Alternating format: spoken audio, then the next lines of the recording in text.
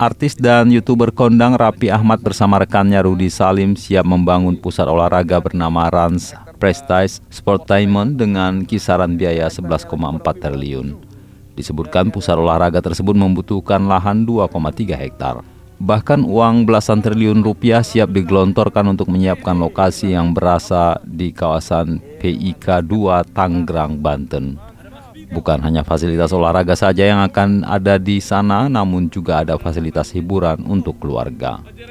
Run Prestige Sportainment nantinya akan menjadi kawasan berolahraga sekaligus hiburan untuk masyarakat.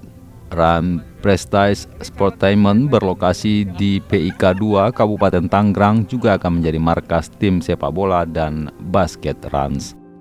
Ibu Susi, terima kasih dari Agung Sedayu Group sudah support Rans, mudah-mudahan